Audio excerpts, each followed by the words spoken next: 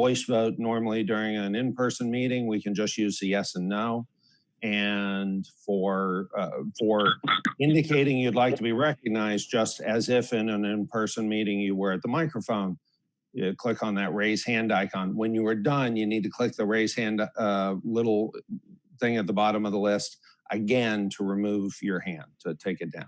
I'm sorry. Okay, it is 9:31. We need to start. So let me do this. Okay. Good morning, everyone. Please mute your microphones as the meeting will begin.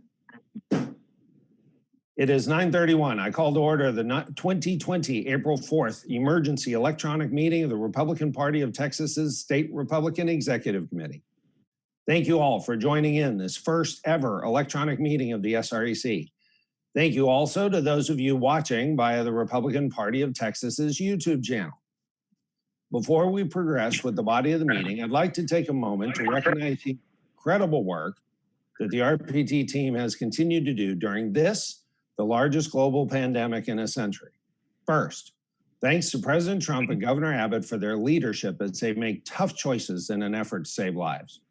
Thank you to each of you for doing your part to help us save lives, our own, but even more those of our families, neighbors, coworkers, and friends. The Democrats have made clear by their actions that they truly will not let a good crisis go to waste. They are all in for advancing their extremist positions and prioritizing naked power grabs over caring for our fellow Texans. They did that when they tried to force our primary runoff to 100% mail-in ballot. Even though the Democrat county clerk for Travis County stated plainly that mail-in ballots are the voting method that is most prone to both error and fraud. But Democrats have never let disenfranchisement of voters stop them. Nancy Pelosi, too, tried to pack national ballot harvesting and 100% nationwide mail-in ballots into the stimulus package.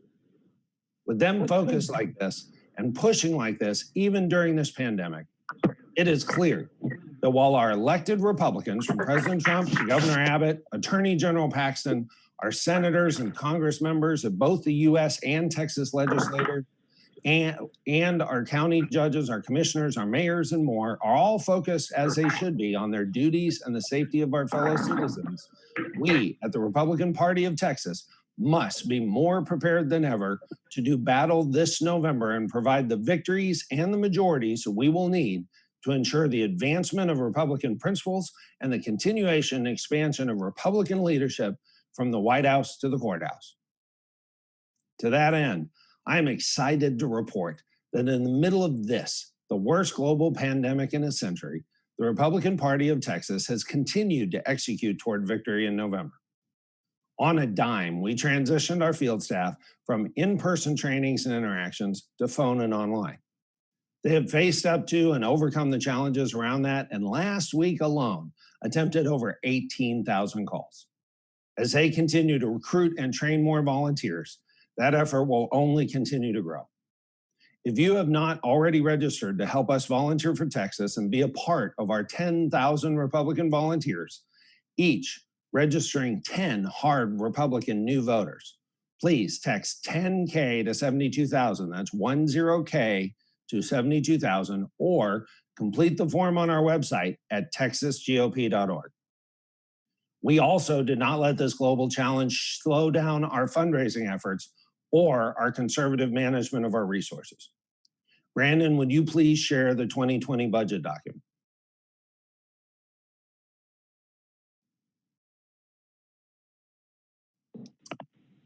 Can you all see Brandon's screen share? Excellent. I see that now. Okay. As you know, we have financials going back to 2010. And if you will look at the total number there on October of 2010, you can see that in that month, we raised $1,081,722. That $1 million was raised to pay off the $1 million of debt the Republican Party of Texas has had. We have never matched that kind of performance. Thankfully, we've also not had any debt since that date. But as you look down the years, you can see that there have been many years since then that our total raised was not even much more than that $1,081,000. So in 2010, counting that $1 million month, we raised $2.5 million. In 2011, we raised total $1.1 million. In 2012, total $1.5 million. Brandon, if you would scroll down now all the way to 2020 actual.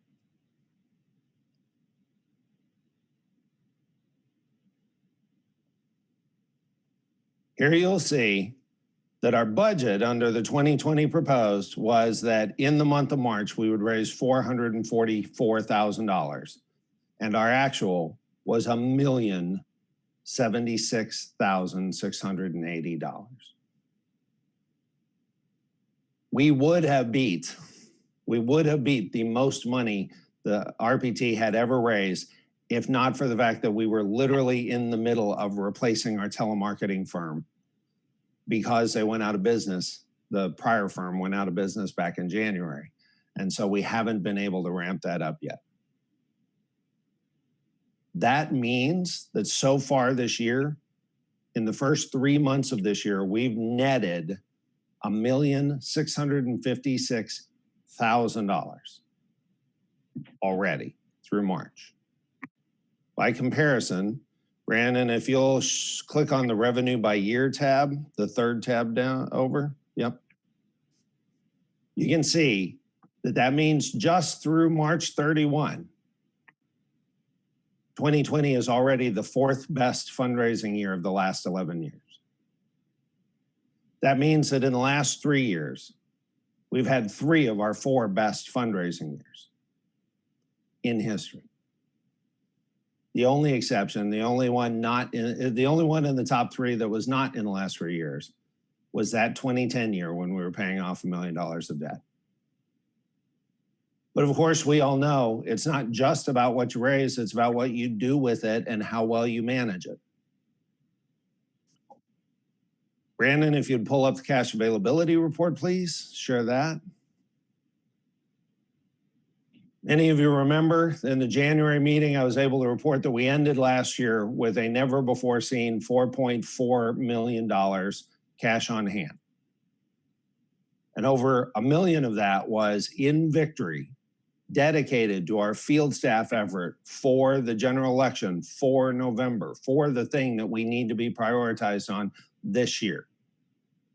Now what you can see is we have a never before seen $4.7 million cash on hand and nearly $2.5 million saved for general election efforts to win in November.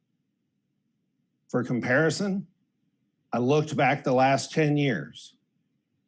Victory had never before this cycle ever had more than $400,000 cash on hand at any one time. We have $2 million more than that now. I am so proud of our Victory Chair, Stacy Hawk, of our elected officials, of the partnerships that we have built and the teamwork we have developed and the conservative management we have done to make sure to build up this effort. Brandon, if you'll flip back to the RPT budget one more time. If you'll go to the second tab, the expenses by month and year, if you'll scroll down, you can see the 2020 proposed budget total for March was $305,000. And right below that, the total expenses so far for this year was $899,437. That's what we planned for the first quarter of this year. Our actual expenses for the month were at $265,000, and for year to date, $817,000. We raised hundreds of thousands of dollars more than we had budgeted. We spent tens of thousands of dollars less. We are gearing up for victory as we must. I want to be sure you guys knew all of that as we head into this meeting. Now, we'll go ahead and open the meeting. And if you would, Chaplain Corey Tabor, please lead us in the invocation, after which, since we're all social distancing and I'm the one here with the flags, I'll lead us in the pledges. All right. Let us pray. God, we thank you so much for this day that you've given us, a day that you have made and we choose to rejoice in. And we thank you for the opportunity to be able to invoke your presence in this meeting, which is unprecedented. We pray for all who are being impacted by the coronavirus directly and indirectly. We pray for there to be a vaccine created quickly, Lord. We pray for healing for those who have contracted it and for protection for those who have not. And we just pray that the business of the state will continue to be able to advance. We pray for the preparation for convention and that all will be done according to your purpose and your will. Bless this day, bless this meeting, and be glorified. In Jesus' name we pray. Amen. Amen. Amen. Thank you very much.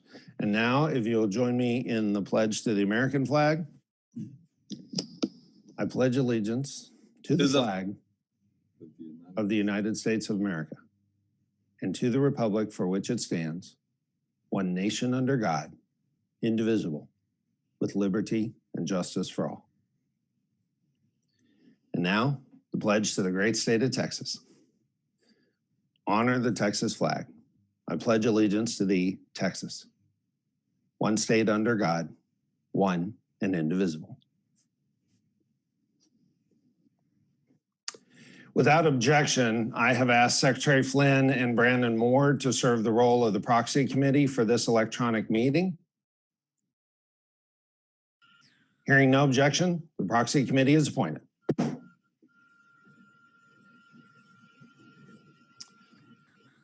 Including myself and Vice Chair Alma Jackson, there are 64 members. Brandon, if you'd go ahead and work on the proxies while Secretary Josh Flynn calls the roll. Chairman James Dickey. Present. Vice Chair Alma Jackson. Present. Tony Ann DeShiel. Present. Good morning. Robert Armstrong. Chris Howell. Present. Nelda Epps. Present. Larry Hicks.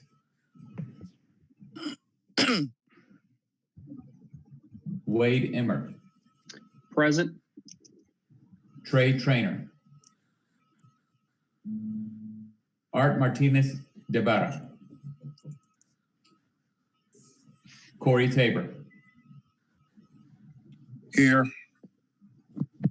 Sue Evenwell. Present. Robert Kessick. Present. Jerry Fisher. Present. Jason Cross.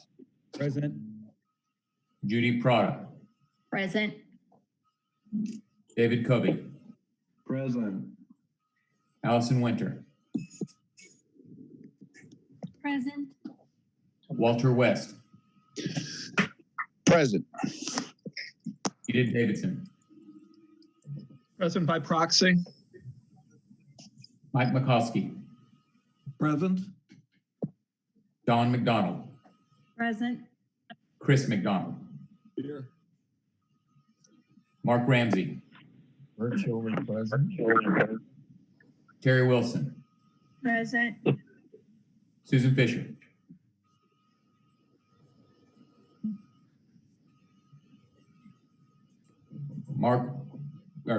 Chuck Branch.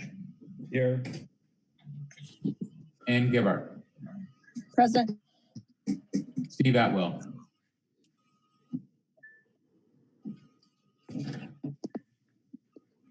Susan Wright. Present. Warren Norred. Tanya Robertson. Here. JT Edwards. Jill Glover. Here. David Halverson. Here. Don Elliott.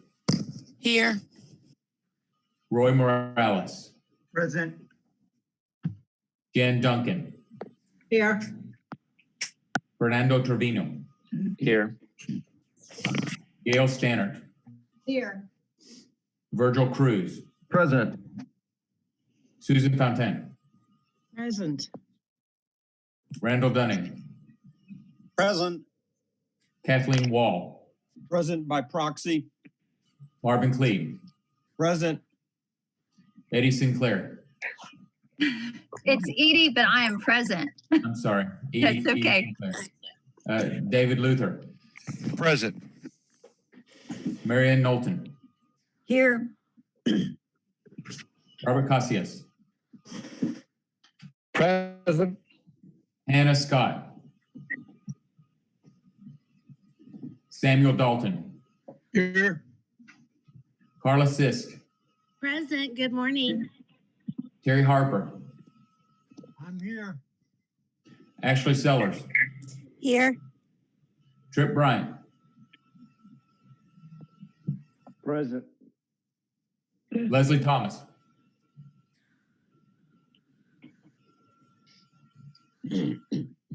Stephen Bowden,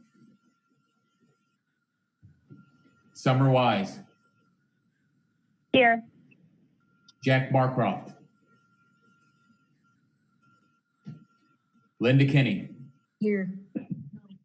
Mark Dorazio, Here. Marion Stanko, Present. Michael Rain, Here.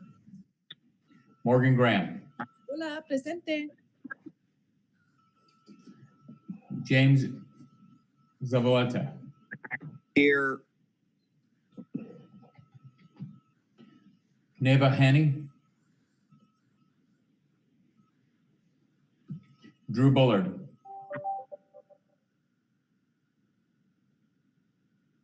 Barbara Carrasco,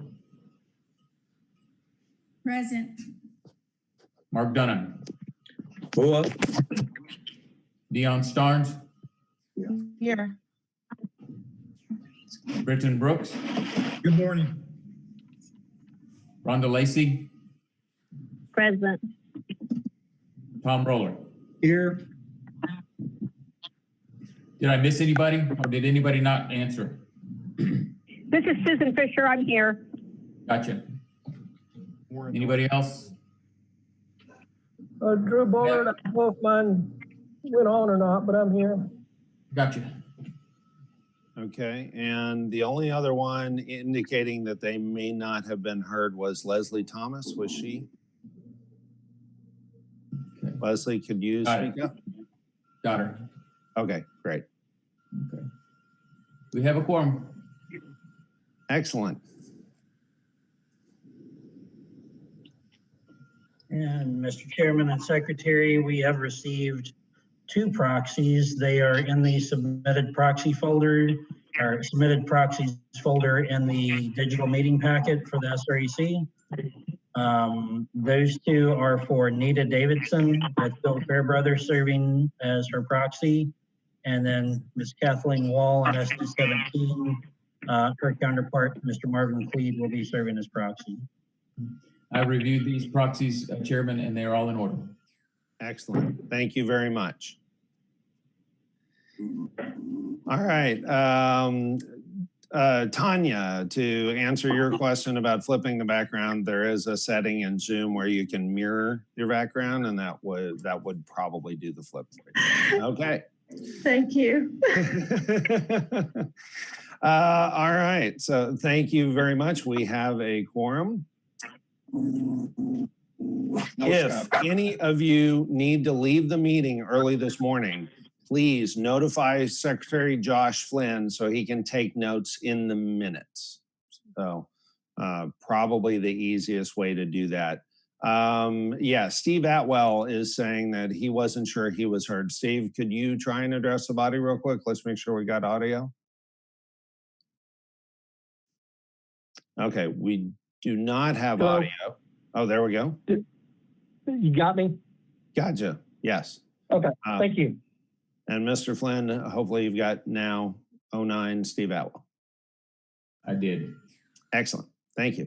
All right. If any of you need to leave the meeting early this morning, please notify Secretary Josh Flynn so he can take note in the minutes. probably easiest way to do that would be via the chat. Okay, at this time, RPT Organization Director Brandon Moore will take a moment to go over your packets. Brandon? Thank you, Chairman. All right, in the digital packet folder, which did send that link out, I believe, last week when we sent the call out. For those of you that are looking for that, that is in the RPT staff and SREC meetings, and then 2020. And then you should see the emergency meeting April 4, 2020. And in that, you'll find your SREC only digital packet. In there, you can see the submitted proxies, the meeting live doc, which we'll be sharing on the screen, officials committee minutes, the quick guide, which was sent out yesterday evening, and a couple other items, including the memo from General Counsel Wade Emmerich. If anybody has any questions, feel free to call, text, or email me or chat. Thank you, sir. Okay, Secretary Flynn, Mr. Barcroft is not sure he was heard. First of all, Mr. Barcroft, if we could check your audio, go ahead and address the body real quick.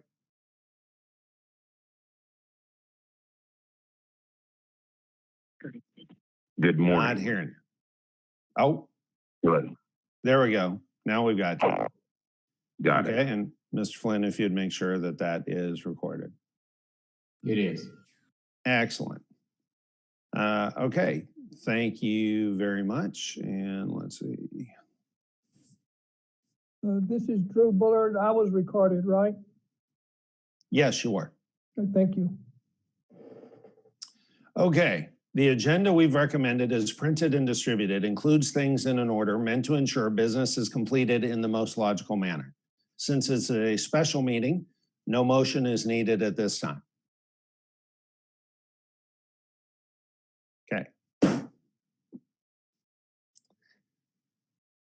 Now, as we start this morning, first I want to thank you for your help in preparing for today, in joining our Zooms this week to run through the process together, making suggestions and asking questions ahead of the meeting this morning. The team and I appreciate your effort to make this first electronic meeting ever of the SREC a success. I also want to again share my gratitude to you as our SREC leaders and all the work you've done and continue to do within our Senate districts, managing the coronavirus pandemic and its obvious impact on our work. Most visibly, your leadership was evident in the mass undertaking to assure our Senate district and county conventions were properly handled in the midst of the first days of the national, state, and local management of this pandemic. You all helped smoothly lead that process locally, either personally or with our county chairs and temporary Senate district convention chairs, complying with local emergency declarations. You and those leaders of nearly 300 conventions ensured that an effort that could have come off the rails very easily instead worked smoothly and efficiently. Thank you all very much, again. There were new developments this week with regard to guideline extensions. In his news conference last Sunday, President Donald Trump extended his coronavirus social distancing guidelines to April 30th. Tuesday at his press conference, Governor Greg Abbott joined the president in extending those guidelines out to April 30 for the state of Texas. Also this week, Dallas County extended their stay-at-home orders. These extensions do not affect the postponements of our Senate district and county conventions, as the RPT had already recommended moving those local conventions well past May 15th, the original CDC 8-week suspension deadline, and made provisions for those conventions to be held as late as June 27th, which will help those in Dallas County and others if such orders are instituted in other counties. The Republican Party of Texas is 100% committed to the coronavirus response plans that continue to be communicated by President Trump, Vice President Mike Pence, and Governor Abbott. We have a duty to the safety and health of those who work at the party and those who wish to become delegates to the state convention. The president, vice president, and the governor have given us the information we need to make the decisions we must. I echo the president's message and that of our governor. Please stay safe and heed the guidelines that have been announced. I completely understand and appreciate that this pandemic is affecting different parts of Texas differently, but that does not change the fact that your health is of the utmost importance. The Republican Party of Texas remains committed to doing all we can to flatten the curve and slow the spread of coronavirus. RPT has gone to great lengths to do our part to keep you healthy and stop the spread of this awful illness. This virus is very contagious and not worth the risk of a careless outing. Let's continue to pray for each other and keep up communication and visits online while we cannot be together in person. We have seen amazing cooperation with our leaders throughout our great state, and I am so grateful for our staff and everyone who has figuratively come together in this time of crisis. I want to take a quick moment and reiterate that while we navigate this pandemic, the November election will not wait on us. The mission of the Republican Party of Texas is to elect and re-elect Republicans to office, to advance our principles, and to keep Republican principles and guidance in charge. Our work continues in earnest on that mission. I am incredibly grateful for the vision and foresight we had to begin our march to victory in 2020 immediately following the 2018 election. Had we not spent every day since that election preparing for victory this November, we would be in a very difficult position right now. But because we went to work immediately in November 2018 to prepare for November 2020, we are right on track to execute our plans despite the worst pandemic in a century. Because of the vision and foresight we had to do the hard work we put in, the Republican Party of Texas ended 2019 with a record 4.4 million on hand, and we head into the second quarter of 2020 with a never before reached 4.7 million on hand to defeat Democrats this November, including 2.5 million in our victory count. We remain prepared and on track with our plans for November. We are making the necessary adjustments from in-person to phones and digital efforts for our field staff. Training is continuing online. We will continue to work tirelessly to hit our milestones as we continue to move forward to victory in November. The Republican Party of Texas is going to stay on the right track to win in November for President Trump and our Republicans up and down the ballot. As President Trump says, we are all in this together. We will keep working together to win together in November 2020. And while we are all counting our blessings, all of these changes have incentivized new ideas and a great deal of research in identifying ways to get the procedural business done legitimately for our party. Last month, I appointed a working group to make recommendations to the SREC for rules changes and bylaws amendments that would enable our body to respond quickly as plans for the conventions changed rapidly. Last week, the officials committee met and heard those recommendations, made amendments, and adopted an official recommendation that you will all hear today. Now, let me underscore a critical point about today's meeting. I want to be very clear. This is not the final SREC meeting on these items, as they will have to be ratified by an in-person meeting as soon as it's possible to have such a meeting. We'll be conducting our meeting today with the appropriate procedures and process to prepare for that in-person meeting. We have taken great care to do everything we could think of ahead of this meeting to ensure that the rights of every member to be heard in discussion and debate are upheld, and that your votes will be properly counted and recorded as they would be in a routine in-person SREC meeting. So to recap my original point, today is not the day that any of the recommendations will be officially and finally adopted. Recommendations made today will be officially adopted at a formal in-person meeting when that can be held, and the decisions made today will be on the agenda to be ratified.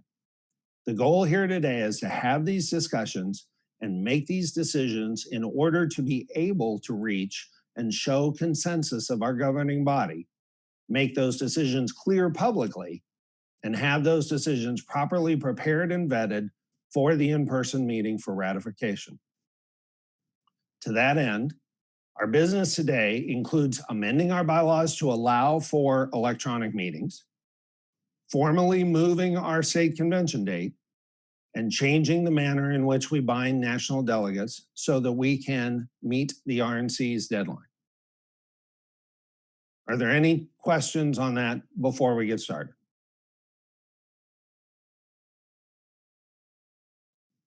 Okay, seeing none, the first item of business is the bylaw change for electronic meetings.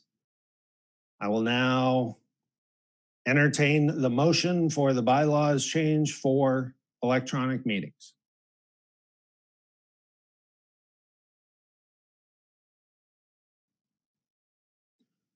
Okay, Jack Barcroft, you said so moved in the chat. Would you please go ahead and unmute yourself and I will recognize you for that motion. Mr. Chairman, Yes, sir. Jack Barcroft, SB 24. I move that we adopt the language allowing us to meet electronically as a state body.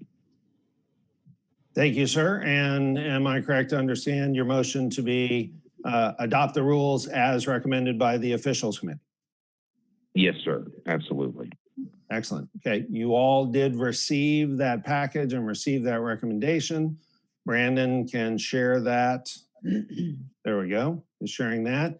And now the chair recognizes Jan Duncan. Mr. Chairman, real quick. Yes, sir.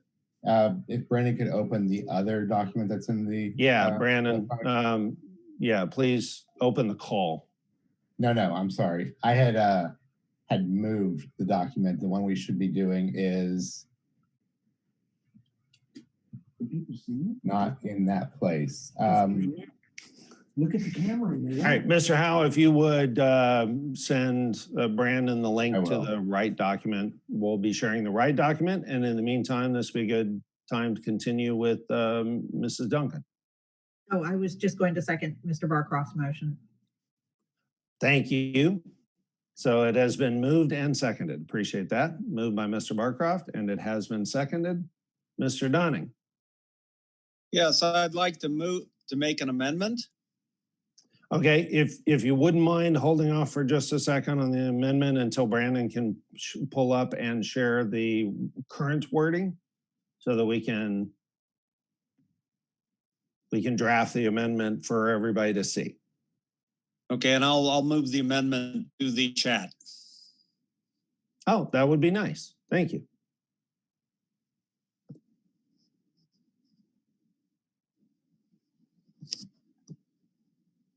Okay, and while you are doing that, Mr. McDonald. I also had moved for amendment. I'll wait for Randy. Excellent. Thank you very much. Yeah, so yes, leave your hand up so I come back to you. Okay, it'll take a second because my computer decided to freeze up for a second. All right, got it back. Wonderful.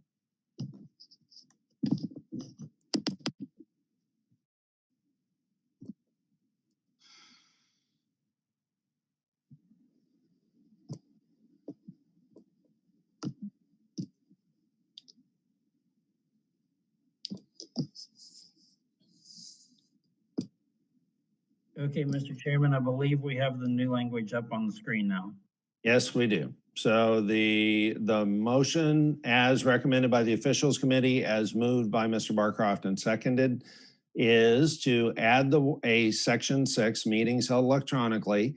And it says, in the event of a stated emergency as declared by the officials committee or the chairman, meetings of the SREC may be conducted through use of electronic meeting services designated by the chairman. Mr. Dunning, you have an amendment. Oh, there it is. The term emergency is defined as a civil emergency declared. Brandon, hopefully you can just copy and paste that right out of the chat window. And hopefully everyone can see the wording there in the chat window. For anyone who doesn't have visibility on that, I'll go ahead and read it. Okay, and Chairman, if you could just let me know where we're putting that in. I'm sorry if I missed that. It would be just right at the end. Correct, Mr. Dunning? Correct. It would be a definitional thing. And if somebody wishes to add another amendment for a party emergency, that's up to someone else. Okay. Okay. So Mr. Dunning's amendment is to add a definition of the term emergency to limit it to those defined as civil emergency declared by a competent civil authority who's operating under lawful and constitutionally defined powers, resulting in prohibition of travel and/or congregation such that the meeting or convention cannot be safely and legally conducted, all of which is the case for today's meeting. And okay, so that is the amendment on the floor. Any discussion on the amendment? I see, okay, Mr. McDonald, I'm gonna save you unless you want to address that specific amendment. I'll save you for a next amendment. Mr. Ramsey, are you to address the amendment? Just a point of information real quickly, because I'm looking at how Brandon's got it up on the screen right now. And maybe it's been fixed now, but there was a bunch of standing rule stuff down below it. And I wanted to make sure that everybody understood that we're voting on section 2 and section 6 and not the stuff that was below it, if that's still there. No, we are only voting on what I read, which is one sentence that is being shown on the screen right now. Right. And then actually right now, what we are discussing is the amendment, which is the new sentence added underneath that. Well, Mr. Correct. I believe we need a second. Yeah, is there a second for the amendment? Second. Okay, thank you.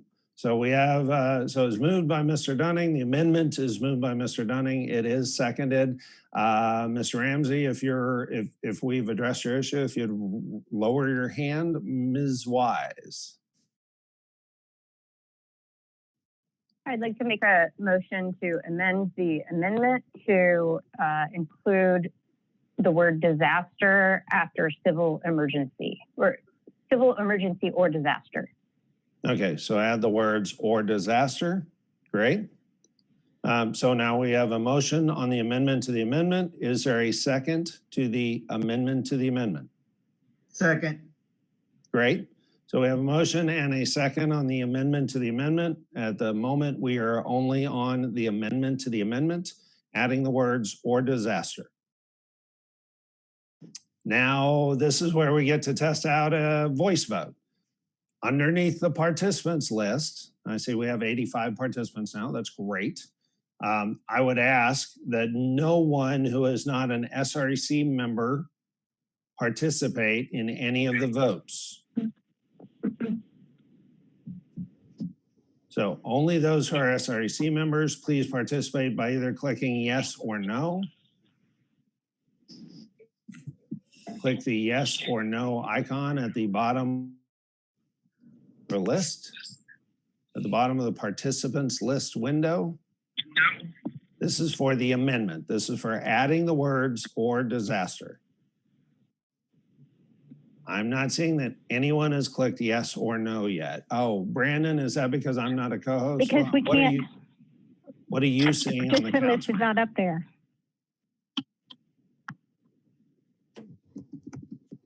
Brandon? Yes, sir. Give me just a second. I'll get you made as a co-host here as soon as I find you in the list. All right. Mr. Chairman. Yes, sir. Jack Barcroft, SD24. Forgive me, I couldn't find the raise my hand option. I suppose at this point I'm speaking against the amendment and the original amendment. Do we need to change the bylaws into a thesaurus and or dictionary defining a new word?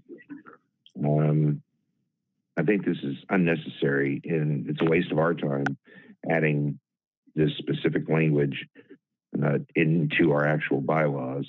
And I would hope that my colleagues vote against it. Okay, thank you. I see 44 current votes. That is a majority of those, and it is a voice vote, so it's not necessary that we have everybody.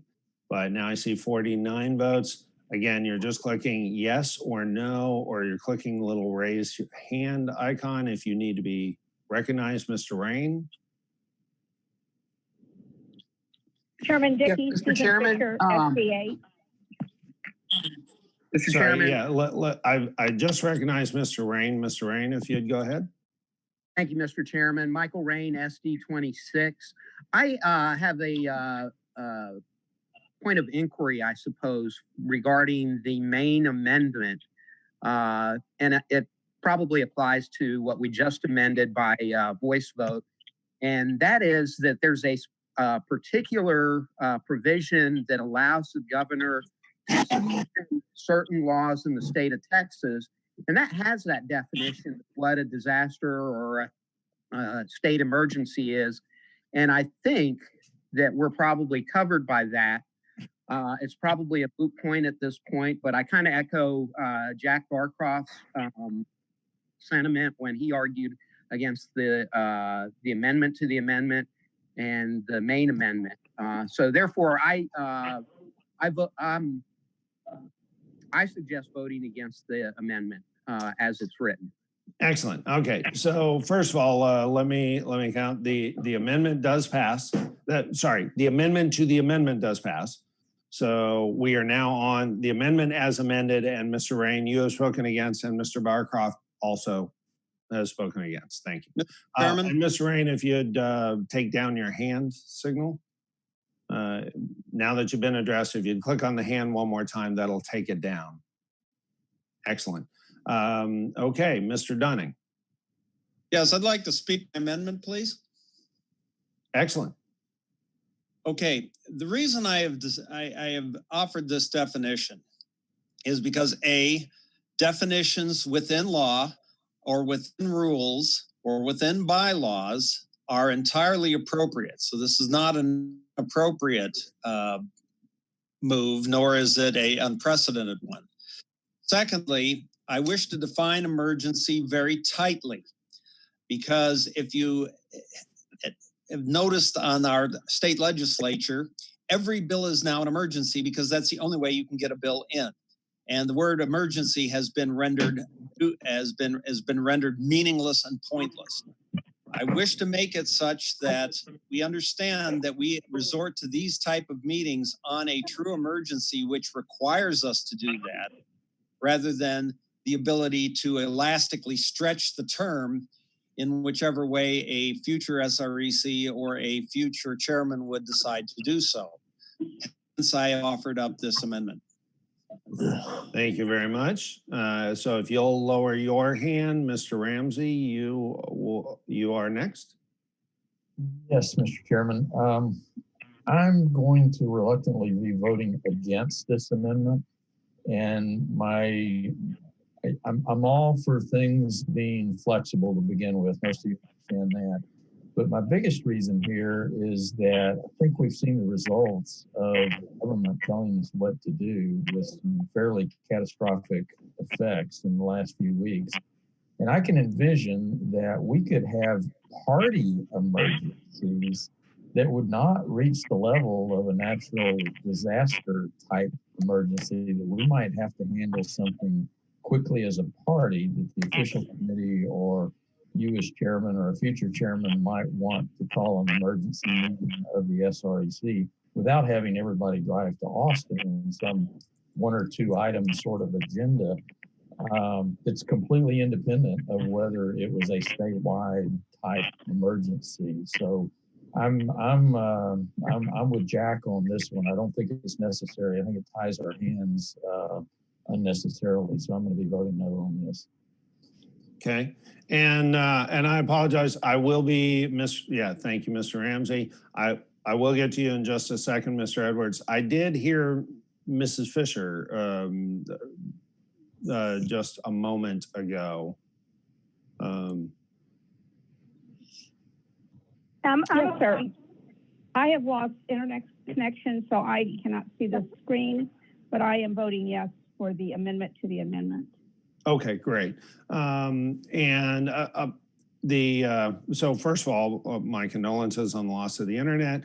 I would recommend for anybody who isn't able to connect on their laptop or computer, desktop computer, the phone app does still allow all the same functionality. So I would recommend installing the phone app on a phone or an iPad, assuming you've got internet connection via your phone. If not, then we also have the voice option, and Yes, okay, so we'll make a point to, during the vote, ask if there's someone who needs a vote recognized that can't be done by the functionality. Okay, and first of all, we're not currently on a vote, so if everybody will clear off your yes and no checks, we'll have an audio vote in a moment, so we will need those yes and no checks. We will want those to be valid. Great. Okay, that is it. So we've had discussion on the amendment as amended. Mr. Norad. Yes, I'd like to. You're really, really, really soft. Okay, I will. How about that? That's much better. Much better. We are assuming that, or we kind of tend to think that the fact that we have a Republican administration, that we will always have a Republican administration. I personally don't think that it's a good idea to put the control of our business into the hands of the governor, even if he's on our side. So I would prefer to keep the control within the body. And so, although I can appreciate the amendment to the amendment, I would prefer to keep it more under our officials committee and the chairman. And so I'll be voting against this amendment to the amendment. Great. Okay, and I'm sorry, Mr. McDonald, I had promised to come back to you for another, oh yeah, that'll be after this amendment, yes. Okay, but yes, sir, point of information. Chris McDonald, SD6, point of information related to the call. Will we be discussing amend Article 5, Section 2 regarding notice of meetings, Section 2, or has that been pulled? That was pulled. Okay, so we will not have a process on how the emergency is declared, which seemed to be the intent of Article 5, Section 2 amendment? Correct. Okay. Thank you. You bet. So the officials committee recommendation is to allow for electronic meetings to be held, allow us to have meetings when we can't have meetings in person. The decision was made for whatever set of reasons to put it forward, not changing any of the notice requirements or any other provisions, just changing the fact that this being just changing the fact that we can now have meetings where we're not in person. That's not accurate, Mr. Chairman. Oh, I'm sorry. There is an amendment to Article 5, Section 2 as well. Oh, there is? We're currently on Article 5, Section 6. Okay, my apologies. My apologies, Mr. McDonald. We'll come back to that. Mr. Edwards, you were up next. Thank you, Mr. Chairman, members, and good morning to everybody. No, it's a difficult time, but we're doing it. It's modern times. It's a new norm. I'm going to be speaking against the amendment on the whole, just echoing the comments of both my good friend Mark Ramsey and my good friend Jack Barcroft. The government code clearly in the Texas Constitution clearly lays out what constitutes an emergency, more importantly, because this body is actually legislated into by the legislature, which in turn actually provides some of the powers of the office of governor. All we have to do is just follow it. So I'm thinking this is necessary, and I'm going to encourage the body to vote the amendment down. Thank you. Thank you very much. So yeah, if you'll lower your hand indicator, Mr. Ross. Thank you, Jason Ross, SD2. I'm gonna also vote against this amendment. I think there could be situations where we have some circumstance where we need to meet electronically, and we need to have the control over that decision. And it may be in a unique circumstance that's short of a statewide emergency. Perhaps it's just a local emergency. And not something that's statewide, but this is a massive state, and you could have some of our members impacted while other members are not impacted by whatever the circumstance is. And we just need to retain that flexibility. And I think the officials committee is an appropriate body to do that. Thank you. Thank you. Mr. Bryant. I'm speaking against the motion. I just think it's a bit redundant. It's overkill. I think it's just. I'd like to.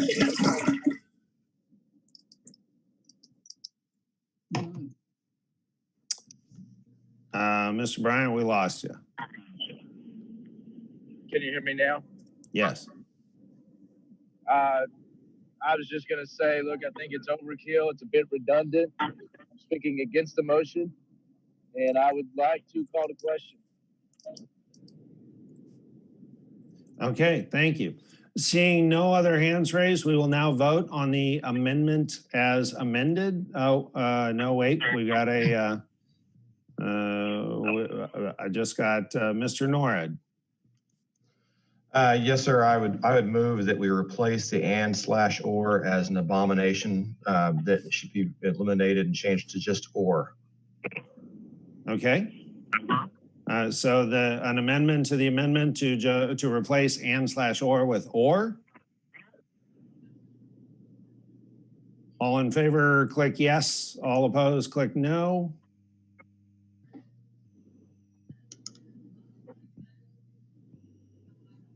Okay, we've got about 30 votes in. Got about 40 votes in. Got about 50 votes in.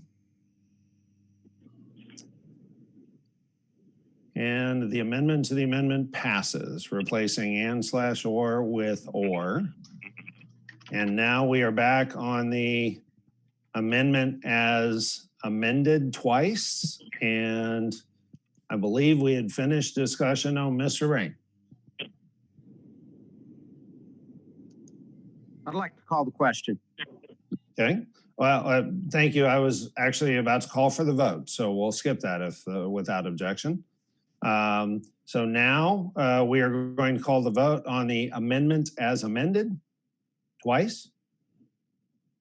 Without objection, we'll go voice vote on that. And so if you would, clear your yes and no and make sure you are now voting on the amendment as amended twice. That's yes and no. I now see about 25 votes. Wait, are we voting on all of the Article 5, Section 6? We are voting on Article 5, Section 6 as displayed in the screen share, which is in the event of a state of emergency, a meeting can be called and the term emergency is defined. Mr. Chairman. Yes, sir. It's only the red portion on how we're defining emergency. That's what we are on. Yeah, my apologies. Yes, this is the amendment as twice amended, which is why it's a voice vote. The amendment as twice amended, this is adding the definitional change of for emergency. My apologies. Okay, and we're at about 45 votes. This is to add the definition as twice amended. We're at about 50 votes. We're at 55. Okay. Without objection, the amendment fails. So so all of that now gets removed and we are now back down to the original motion, which is adding that one sentence portion of Article 5, Section 6, allowing for an electronic meeting to be called. And now we're back to Mr. McDonald's desire to offer up an alternative amendment. Chris McDowell, ST6. I just moved to strike chairman or the chairman. Okay, so your motion is to remove or the chairman so that those electronic meetings can only be called by the officials committee. Correct. Okay. For informational purposes, the reason that was not struck, it was discussed in the officials committee meeting. The reason that was not struck is because that would then require a minimum 2 days notice to have an officials committee meeting before we could then call the SREC together. Understood. Okay. I think this is acceptable.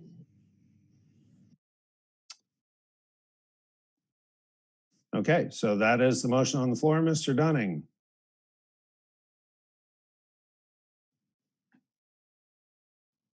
Mr. Dunning to speak on the amendment? Yes, I think we need a second first, but I'm. Oh, good point. Yes. Is there a second for Mr. McDonald's amendment? Tanya Robertson, SD 11, second. Okay, there is a second. Okay, now, Mr. Dunn. I'm going to speak in opposition to the amendment because of the very reason that you stated before, that you basically then add a secondary notice requirement if only the officials committee can can call an emergency meeting. That tends to defeat the whole purpose. That's all I have. Thanks, sir. Mr. Nord. I would kind of reiterate that same question. I prefer that the organization have more ability to operate flexibly than to be tied down to a protracted system and process that winds up having to be approved anyway. So it's not as though the chairman can run amok and require us to do things that we can't tamp down on in case a future chair was to go ballistic. So I'll be voting against this. Thank you. Mr. Rain. Mr. Chairman, Michael Rain, SD 26. I rise to speak against the proposed amendment to the amendment. And the reason is, first of all, for the very reason that you stated in introducing the amendment. Second of all, in a state of an emergency or a disaster, we need the flexibility to move quickly, and we don't want to tie the hands of the body by procedurally referring it to a committee and then out of committee with the vote there and then subsequently calling the meeting. We should be able to trust our chairman and be able to get the flexibility of the chairman to be able to call a meeting on an emergency basis as needed. One other thing I'd like to point out, and it was brought up, I want to say by Mr. McDonald in discussion of one of the earlier amendments. Folks, keep in mind that the rules that we're talking about right now are only applicable to this particular SREC body, which expires upon the election of a new SREC at our state convention. And so these, while they're permanent for us, they will not be permanent beyond the state convention. Am I correct, Mr. Chairman? That's correct. And in fact, I would add with proper notice and a 2/3 majority, they can always be modified.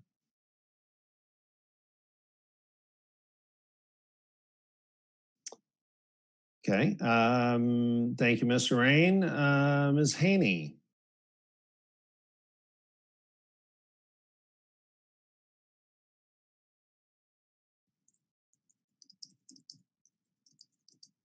Ms. Haney? I see you still on mute.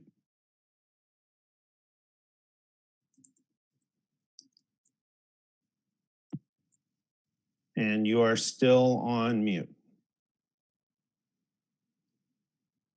There we go. Now you're not. Ms. Haney?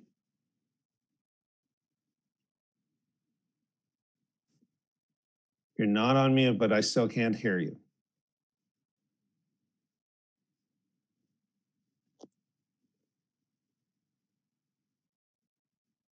Yeah, my apologies, Ms. Haney. I'm not hearing you. I believe this is Drew. I believe she wants to make sure that she was recorded as being here. Oh, that she is showing on the roll as participating? Yes. Excellent. Yes.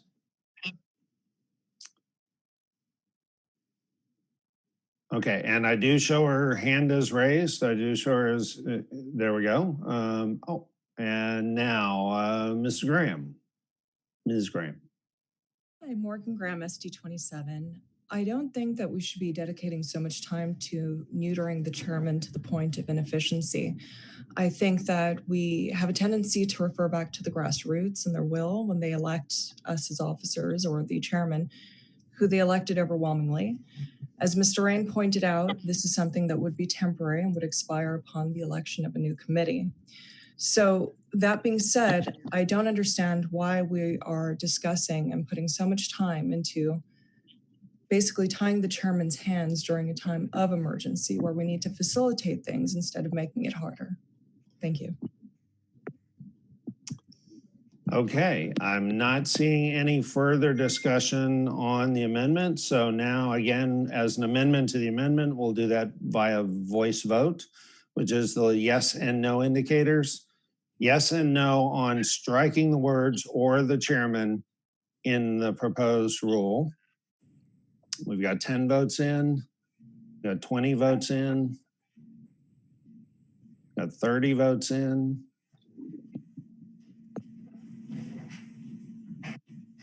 We've got 40 votes in. I wish I could see. We've got 50 votes in.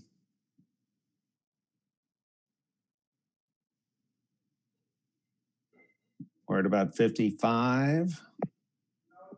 We'll give just a second more for any more. Okay. And, you know, in the room, if we were having an audible vote, right, everybody could hear it. In this case, those of us who are hosts or co-hosts can see it. Brandon, would you confirm for me that you also see that the noes have it? Yes, sir. That is correct. Okay. So the noes have it, the amendment fails, striking the words "or the chairman," so we'll remove that. And so now we are back on the amendment as originally, the motion as originally put forward by Mr. Barcroft and seconded. I see a couple of hands. Mr. Rain. Mr. Chairman, Michael Rain, SD 26. Echoing the sentiment of my colleague, Morgan Graham, I'd like to call the question so that we don't waste any further time on this. We do need the ability to call special meetings in an emergency, so let's move on with it, and I call the question. Okay. The question has been called. Those are, the question is ending debate on this motion. So the question has been called to end debate on this motion. Let's see, that is, oh, so actually I want to clarify, Mr. Rain, is that strictly Article 5, Section 6? I believe that's what the way it was presented. Mr. Barcroft's motion was originally presented. So that's the only thing we're calling on is the debate on Article 5, Section 6. Okay. That is correct. Great. Mr. Ramsey? Yes, that related to my question too. I was just going to ask if we were doing all of So them. it's just Article 5, Section 6. We've got to call the question. All in favor of calling the question, click the yes. All in favor, all opposed, calling the question, click the no. Okay, and we're at 55 votes. The ayes have it. The debate has ended. Brandon, can you confirm that it's an overwhelming majority? Yes, sir, it is. Excellent. Okay, so we have called the question. So now we are voting. We are voting up or down, yes or no, on whether to adopt the change in Article 5, Section 6, adding the ability in the event of a stated emergency as declared by officials committee or the chairman, meetings of the SREC may be conducted through use of electronic meeting services designated by the chairman. Okay, and this is a record vote. So yeah, no, we're not doing Article 5, Section 2. We're only doing Article 5, Section 6. There we go. That's what we're voting on.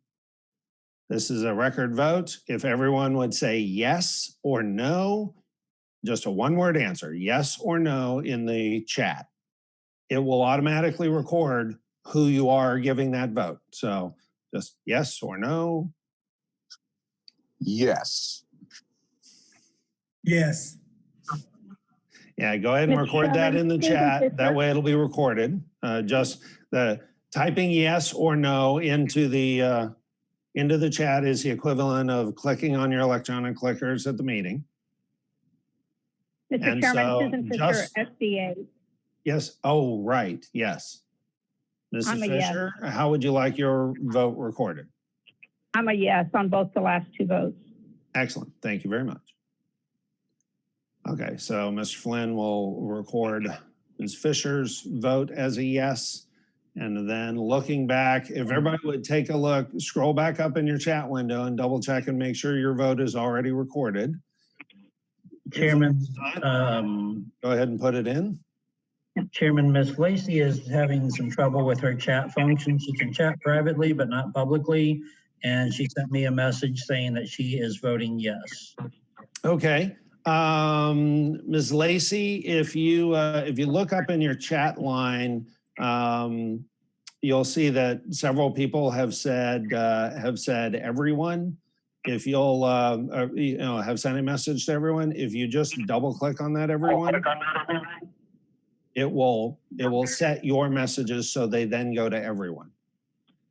Okay, let me try that. Brandon and I have been working on that this morning.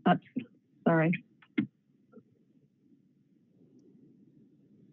You should see the blue box where it says two. It should switch to everyone, and you should be able to just say yes.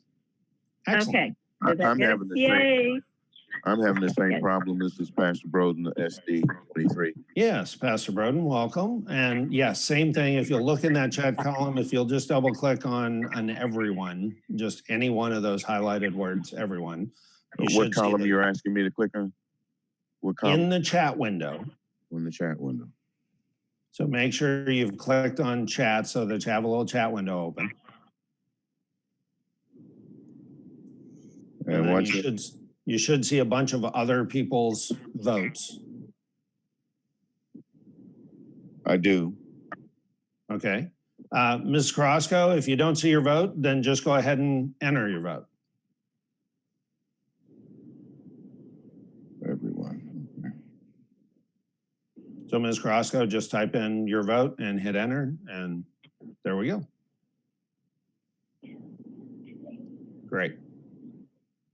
Okay, so voting is about to close. We clearly seem to have the 2/3 majority necessary.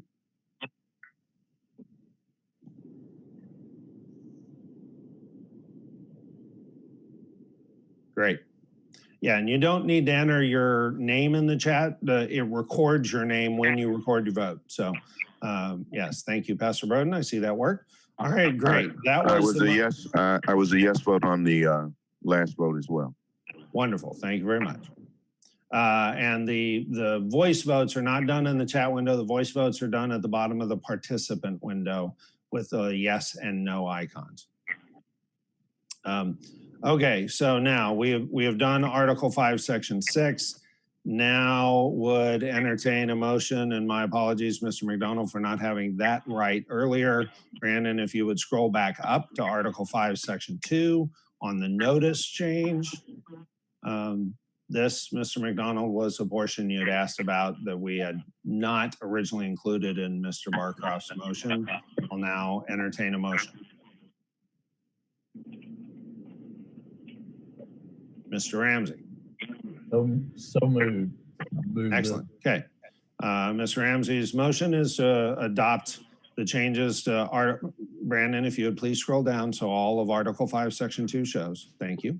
The amendment to Article 5, Section 2, as noted on the document that's being shared with you right now. That is a motion. Is there a second?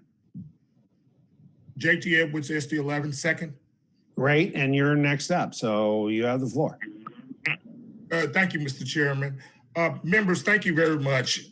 Real fast, we had a good, heated discussion. Sorry, that's a client. That with regards to the time, Mr. Ramsey, I think was actually the original author of the amendment in our meeting. I definitely support this. 24 hours notice is adequate in situations such as these. And with that, I encourage you to vote with me, yes. Thank you, Mr. Chairman. Excellent. Seeing no further discussion,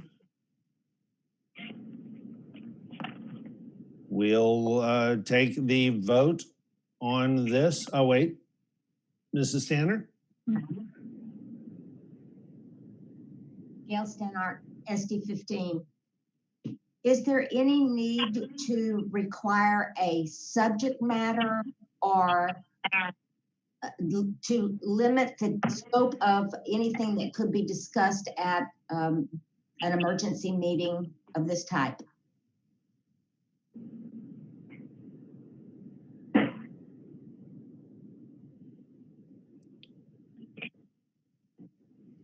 So this notice provision requires that it be related to a stated emergency as declared by the officials committee or chairman. So that call would include the statement of the emergency, and all special meetings are always limited in scope as today's special meeting is. Thank you. Wonderful.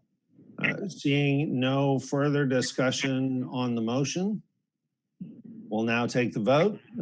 This will be a record vote, so we'll do that versus chat. Again, what we're voting on there is the changes to Article 5, Section 2, allowing the 24 hours notice be emailed and text messaged to every member, including the agenda for emergency meetings. Thank you. Yes, please record your vote. If you don't see your vote, go ahead and add it. We'll give everybody time to get their votes in.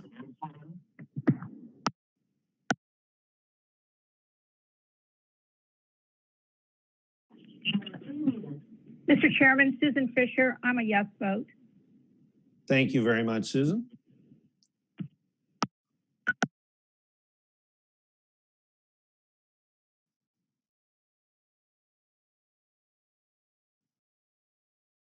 Okay, looks like we got to slow down on the votes. Any further, by all means, go ahead.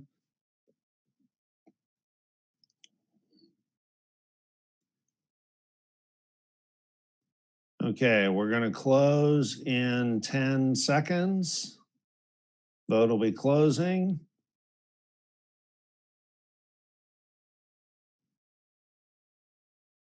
And the vote is closed and the motion passes. Article 5, Section 2, record vote closed, and the motion passes. All right. Now, is there anything more on this? I don't believe so. Okay. So the next item, as we move into this next item of business, allow for RPT Executive Director Kyle Watley and myself a brief moment to fill you in on a few notes about our state convention. In anticipation of moving our state convention from May 11th, 16th to July 13th to 18th, the RPT Officials Committee cleared the path for Kyle to negotiate details of contract revisions with the George R. Brown Convention Center, the Marriott Marquis, our convention hotel, and with other convention vendors in preparation for today.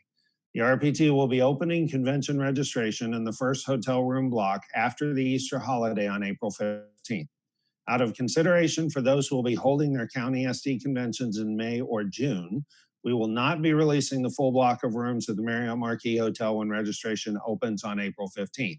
Instead, we will be releasing the first block when we open registration on April 15th, then another block in May, and another in June. All the dates and times for releasing rooms will be posted well in advance. Kyle, do you have anything else that you would like to add to that discussion? Just a couple things. Chairman, thank you. We had an inquiry about the hotel block itself, as well as some of the additional rooms that we've secured.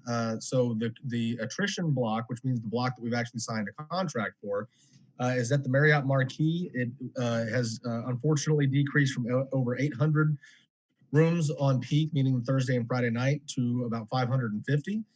there was another event in the Hilton Americas that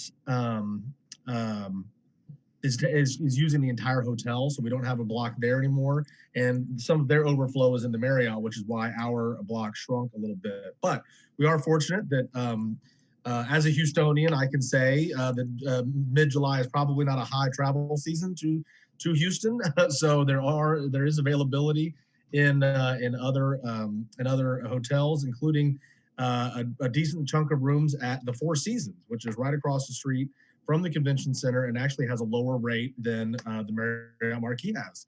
So we've got several other courtesy blocks right around the Discovery Green, right around the convention center. We think there are going to be plenty of rooms. And because of that smaller block and some other considerations, we've also changed the policy a little bit with regards to the early access for grassroots club members, in case anybody's got any inquiries about that. We've asked for people to get early access to the block, that they either be annual members of the grassroots club, or that they signed on to the gold plan or the $25 a month plan. Since it is going to be a little bit more of an exclusive, some more exclusivity to our hotel block this year. As some of you might have seen looking at our financials, that there's a huge number of people that sign up for the $8 a month just for a couple of months to get into the hotel and then fall off dramatically. So we thought for a couple of reasons, it would be a good idea to change the policy slightly on that.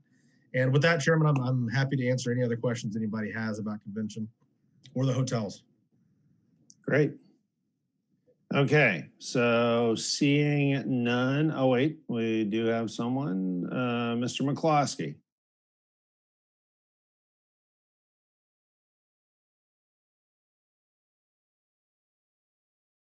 Mike McCloskey, Senate District 5. I was muted. Thank you. There we go. I think we need to have concern about this. The state-by-state virus curve currently shows that Texas deaths peak on May 6th and continue at least through the end of May. So do we have plans in place if either county and Senate districts cannot take place, or even the state convention cannot take place, what that means? Yes. We have been working on contingency plans for a while now, as this has developed. We've been watching that very same set of virus curve predictions that you referred to. And that is one of the reasons why 3 weeks ago, we strongly recommended that everybody be sure and assume that they were going to need to move their meetings past at least May 15th. And we made allowance for them to have their meetings as late as June 27th, shortening the window, shortening the amount of time when we would know who our state convention delegates are. In the meantime, yes, we have a working group already looking at potential alternatives for Senate district and county conventions, and if necessary, even our state convention. Obviously, some of you may have seen the information this week. The DNC had to move their national convention. That's because their national convention was scheduled for June, where ours has always been scheduled for late August. They have had to move theirs to late August. And also because their national convention was in June, they were having to move their state convention as well. Of course, the Democrats are not nearly as concerned about election integrity and voter protections as we are. And so they have different concerns in all of that. But one of the main reasons for adopting the electronic meeting ability that we have just adopted is to allow us to better facilitate the conversations necessary for contingency plans. And so thank you all for passing that overwhelmingly just now. Mr. Chairman? Yes, sir. I have a follow-up question to that. With a lot of folks who are unemployed currently and either may not be able to afford to go to convention or may by that time just have returned to work, do we have two questions here? One is, do we have a break-even point of how many paid facility fees we would need to have, what the number would be to be at a break-even for the convention? And also I wanted to ask the parliamentarian about, there are 3 different quorum requirements that we have to have at the convention as well to make sure that we're able to conduct business should we have a lesser attendance than what we had originally anticipated. We can address quorum questions in follow-up. We'll address that as we move forward with contingency plans. We are obviously nearly 4 months away, so we've got some time to figure that out. And we will communicate that separately.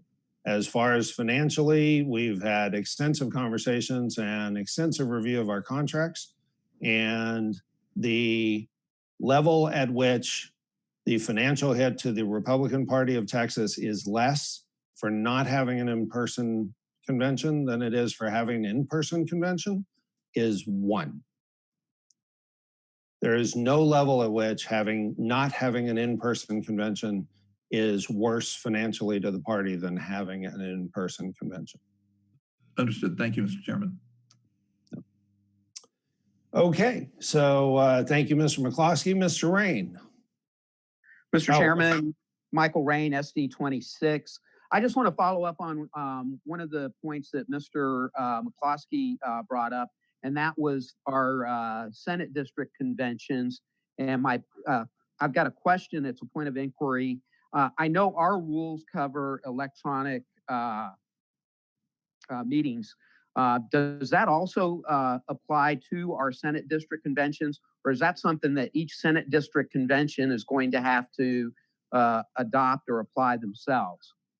Yeah, we will be evaluating that. And no, the changes we have just made, aren't even finally official, as I said in the introduction to all this. Right. The changes we have made are not even finally official until we can have an in-person meeting to ratify them.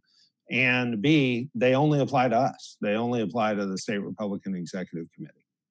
Okay, so each Senate district committee is going to have, or Senate district temporary committee is going to have to adopt their own rules, perhaps mimicking our SREC rules. We have a group working on producing guides for county parties and county and Senate district conventions on what their alternatives might be. There is no case where the alternative of a in-person meeting at the soonest possible occurrence is not the best alternative. Right. Very good. Thank you for that clarification. You bet. And so now actually would be the time to entertain the motion to officially move our state convention from May 11th, 16th to July 13th to 18th. I will now entertain that motion. So moved, Mr. Chairman. Tanya Robertson, SD 11. Thank you, ma'am. Seconded, Randall Dunn, SD 16.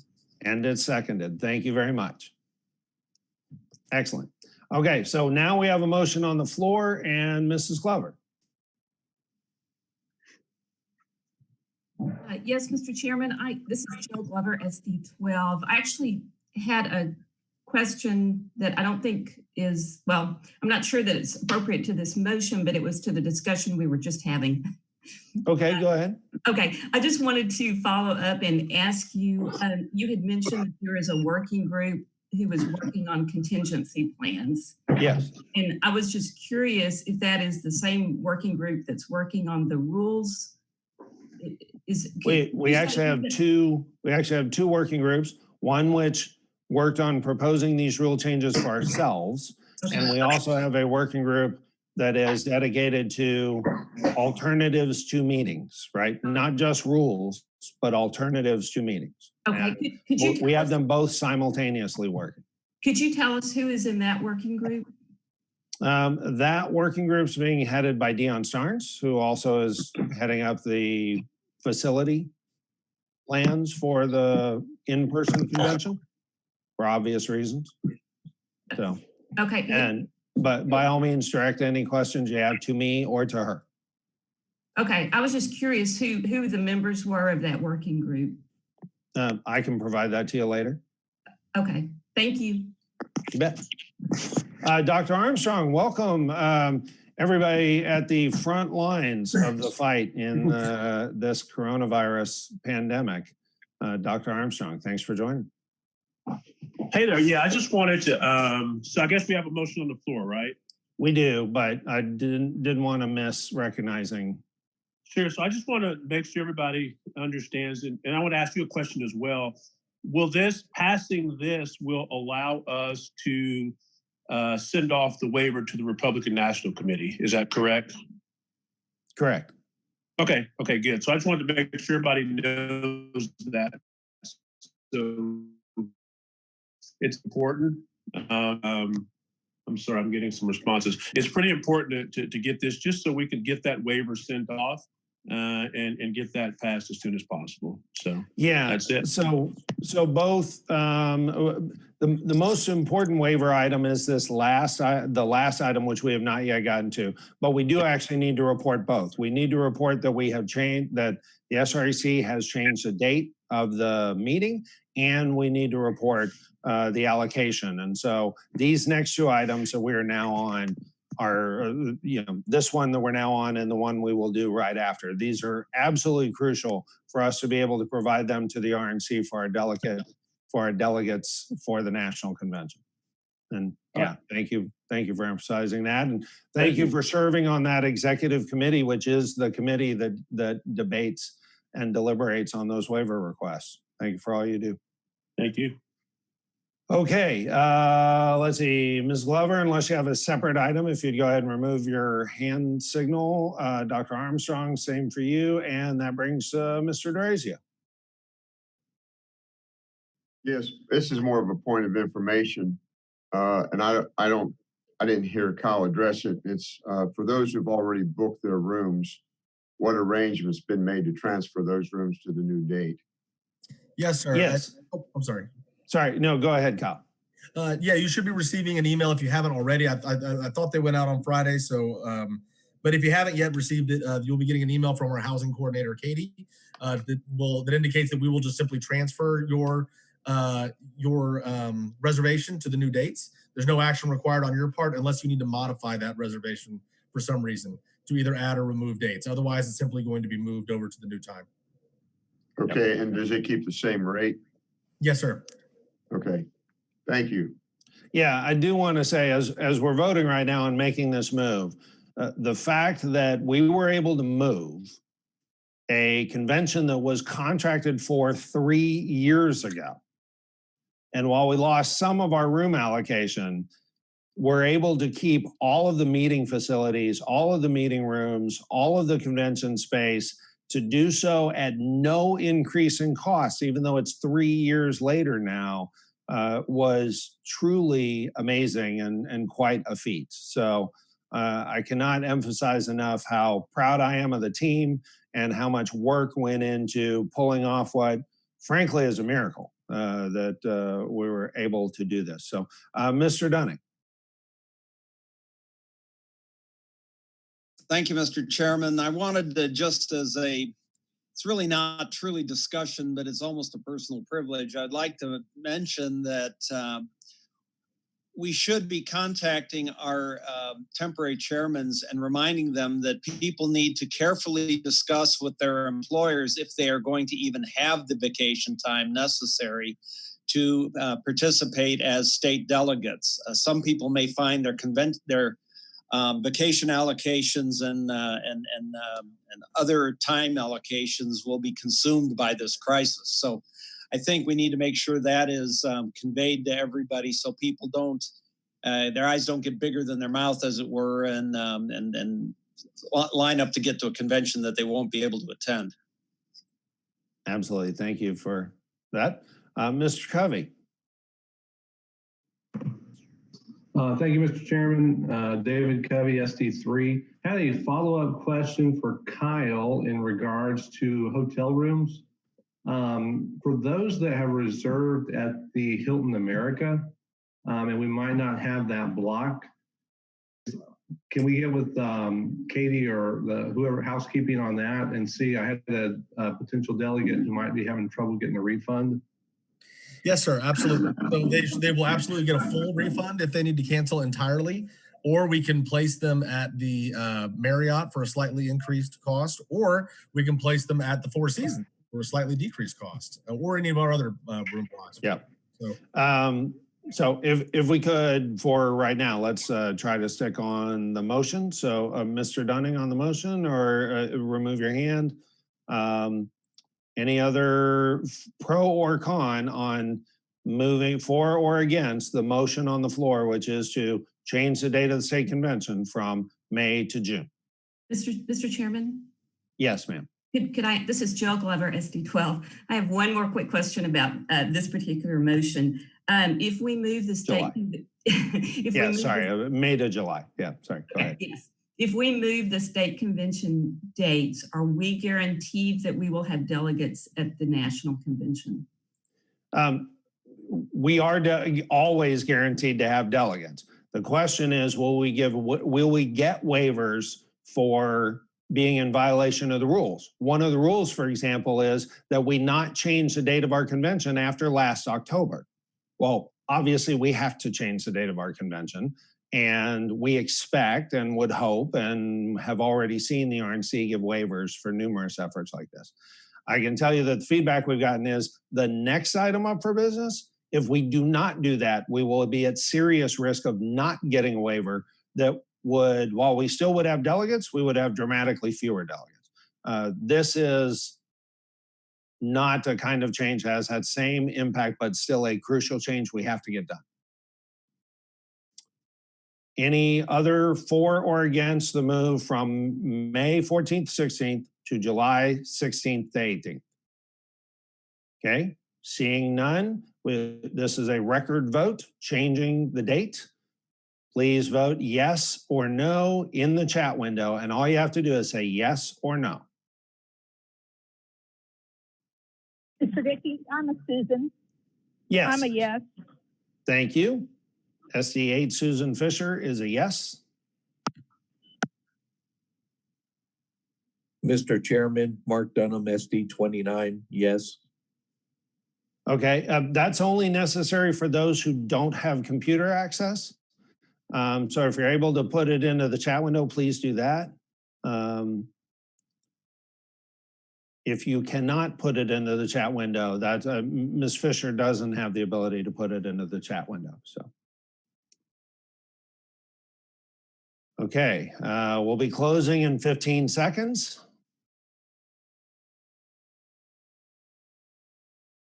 Voting will close in 10. Voting will close in 3, 2, 1. The voting is closed, and the ayes have it. The motion passes. Mr. Chairman? Yes, ma'am. I just wanted to go back. My internet's kind of going in and out.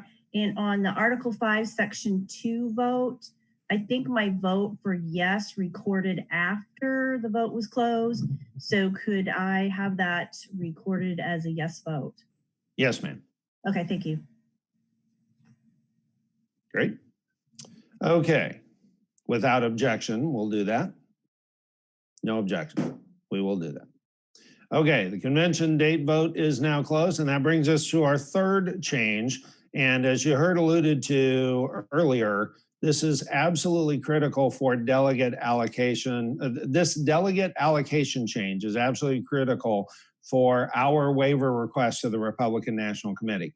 We have to ask for a waiver from violations of rules at the RNC level in order to not incur penalties for our delegation.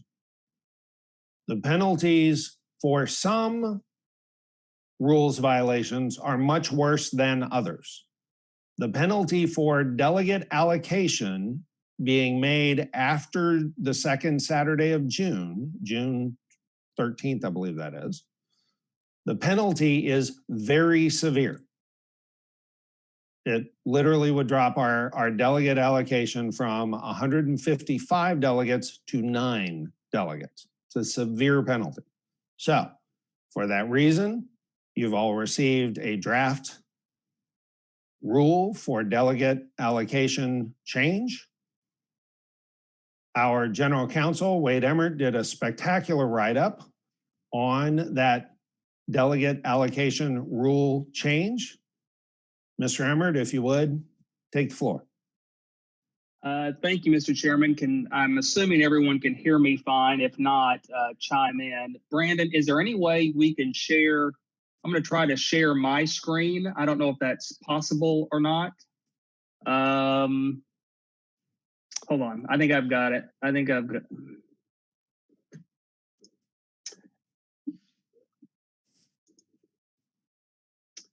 Well, I'll forget it. I'll try it. Okay, that's all right. Brandon, would you go ahead and share the delegate allocation write-up that you sent around with the call? Yeah, so I'll be very brief here. I think, yeah, scroll down if you would, Brandon, to the first graphic, which shows right there. All right, so we're talking about two different processes at the state convention. One is to select the actual people who will serve in delegate capacities. We're not suggesting any change to that process. The more important change is allocating our delegates. And as you can see on the screen, we have 155 delegates. Traditionally, they're allocated three separate ways, one through congressional districts, one through a convention caucus, and then the third through a statewide proportional allocation. We're recommending that we do away with the winner-take-all convention caucus and instead allocate all 44 of our at-large delegates to the statewide proportional allocation method. I will note, I don't think I mentioned this in the memo, but this is the very same solution that Steve Ministeri proposed and the SREC approved leading up to 2016 when we weren't sure if the RNC would approve our Texas two-step model at the convention. And so this is not a new solution. I didn't come up with it, and it's something that the SREC has agreed to in the past. Simply put, we select all 44 of our at-large delegates using this statewide allocation. The result, of course, will be that President Trump gets all 44 of those delegates, just as he will get and has gotten all 108 delegates from the congressional district allocation. So the benefit to this is twofold. There will be no change in the allocation, the results. And then two, it helps alleviate one of the issues, really the main issue with the RNC. And let me just say, I've had multiple conversations with their legal team, and they've been nothing but gracious, and they want to be helpful. They're in a difficult position, just like we are and other states are, in wanting to get these allocations as quickly as possible. Under their rules, they need those allocations by June the 13th. And obviously by moving our convention to July 12th, that's after June 13th. So changing our allocation method allows us to give them the allocation essentially as soon as you approve this change. If this change passes, then I will prepare a revised, it's called a 16F filing, which dictates or details to the RNC the way our allocations and the timing of everything will work. And then at that point, we expect this waiver would be granted. And then the only other waiver we would need is to move to July 12th or that week, the actual selection or election of the people to serve as delegates. And they've reiterated to me multiple times that that waiver is much less important to them or impactful to them as is this allocation. So we're confident they would be able to grant that waiver. This waiver, if we were to push the allocation to July 12th, that puts them in a very difficult position. So our request, based on RNC's recommendation, is that we really revert back to the same solution we considered back in 2016, and that is to allocate all 44 of our at-large delegates using this state allocation method. And in that way, we can make sure we protect our delegation and keep it in full strength leading up to the National Convention. And with that, Mr. Chairman, that concludes my brief summary. I'm happy to answer any questions that you may have or the body might direct my way.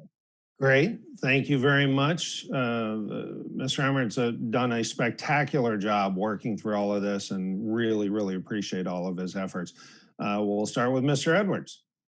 Mr. Chairman, I don't have a question. I'm actually going to move this. So that's why. Okay. Yes, please. Thank you. Okay. So we have the motion. Do we have a second? Jan Duncan, SD 14, second. Thank you very much. So we have the motion and the second. Ms. Duncan, anything else that you wanted to address the body with? No, sir. Excellent. Thank you. You could remove your hand indicators, and then our National Committee woman, Mrs. DeShiel. Thank you, Chairman. I just want to say thank you to all of you for being on the call. Wade, thank you for all the work you've done. Mr. Chairman, I totally support this. I think this is something that should be done. So I ask all of you to, even though I can't vote, I ask that you do vote in support of this. Great. Thank you very much. Mrs. Robertson. Yes, sir, Mr. Chairman. Quick question, point of inquiry about this. Is it in 2016, was it a temporary rule change and it just automatically reverts back to the original language, or do we have to do that in the Rules Committee at convention? No, this was a rule that was passed at Rules Committee in convention, and it would be considered again this year at convention. And obviously, our temporary Rules Committee chair for convention is already prepared to bring this back up to the committee at convention. Okay, great, because I've gotten some concerns from some of my constituents about that issue and other SREC members, so that clears that up. Thank you. Yeah, and it turned out it was originally done in 2012, but then the convention, because of a bunch of other stuff, it ended up getting delayed, and so this is this was a change that had been in the works for a long time, was going to happen this year, and now we need it to not happen this year. But the practical impact also this year is not. Yeah, redistricting was the 2012. Any further discussion on it, Mr. Ramsey? Oh, sorry. Yeah, Mr. Ramsey. Yes, Mr. Chairman. I got, I guess, a clarification question, and then another question directed more to Tony Ann and Robin. The clarification is, are we talking about two separate waivers being required? One to change the date and a second one to change Rule 38? Or is this all correct? Yes, there are multiple waivers, so we have to request, including just the right to make the changes, period, late. All those are being done. The only votes we needed from the body, one we've already gotten, changing the date, and the second that we are now on, which is this motion to change the allocation method for this 1/4 of our total delegates, the portion of at-large, who would have been allocated at convention, but since convention is well past the mid-June date that the RNC needs these done by, instead reverting to the way we had done it in the past and the way all of the others are done. Correct. And then kind of the follow-up to really directed more to Robin and Tony Ann. Do either of you expect any difficulty in obtaining these waivers? I know you can't predict the future, but once they're filed and everything. Oh, can y'all hear me okay? Yeah, Dr. Armstrong, if you'd take the floor. So yeah, so at the last executive committee we had, which was, I guess, a week and a half ago, we actually considered waivers for 5 different states, and we voted on them unanimously. And so though I believe those waivers have to be presented to the RNC just as a rules issue to make sure we cover all of our bases, what we did as an executive committee is we did not even go into all the details of the waivers. We just the legal team had looked at them in advance, and we talked about the different states, and then we just approved them unanimously. So I do not think that there's going to be a problem at all with these waivers. I don't. Yeah, what Wade and Kyle and I have been in significant discussions with the legal team at the RNC. They have indicated that these changes we're asking for today from you guys, so with them, we're in very good shape. Obviously, subject to the vote of the executive committee at the RNC. Okay, Ms. Robertson, do you have anything new or no? Okay, great. Then seeing no further discussion, let's go ahead and have the vote on the motion. The motion is to revise rules as proposed at the end of this document. Brandon, if you'll just go ahead and scroll down to the end of the document to show that. And yes, we are now on the record vote. So go ahead in the chat, say yes or no. And Mrs. Fisher? A yes. Yes. Excellent. We got a yes. Yeah. Okay, so yes, we're striking RPT Rule 38, Sections 9A and C in their entirety, and striking the title and enumeration of Section 9B. Okay. Voting will continue for about 20 more seconds. Please make sure your vote is in there. The motion was made by Mr. Edwards, correct?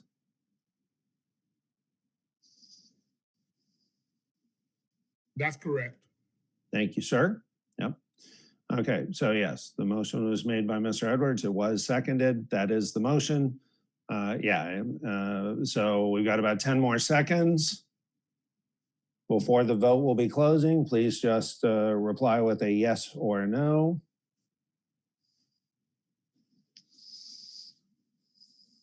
5.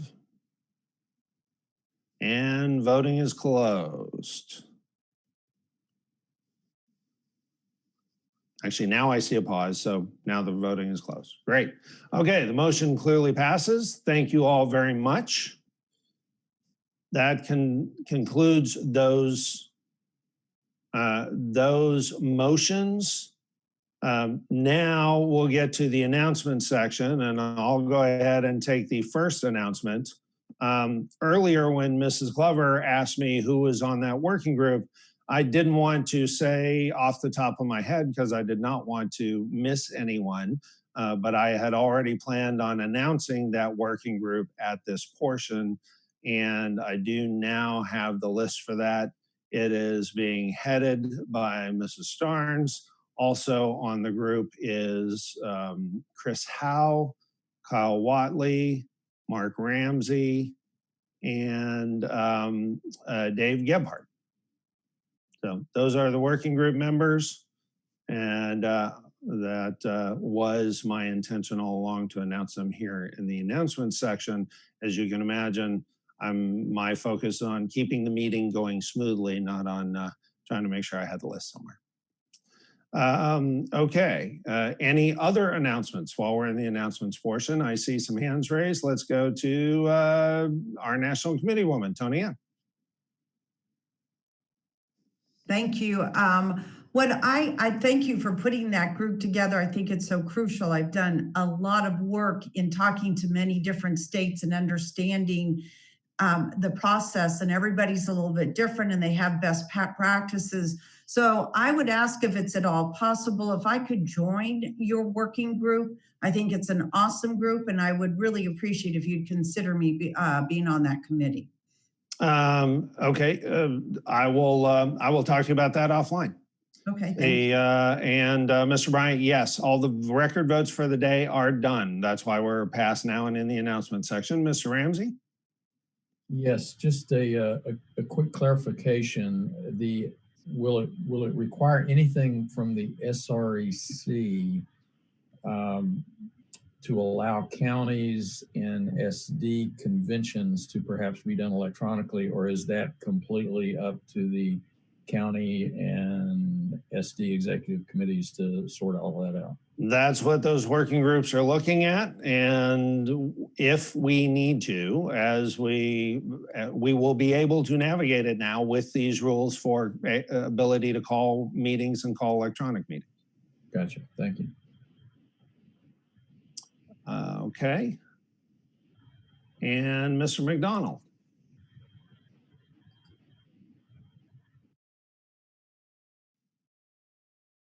Any announcement? Yes, sir. I just posted in chat, the Harris County clerk posted that based on an interpretation that I just shared in chat, that this COVID crisis constitutes a disability by all and we all can vote by mail. Does the party or party council have a position on that process? We have been looking into this very closely. There's actually a lawsuit that the Democrat Party had already filed wanting to force universal ballot by mail in the remainder of the elections in Texas. We are taking a very close look at this. We will be following up. Thank you. Mrs. Wright. Good morning. Thank you.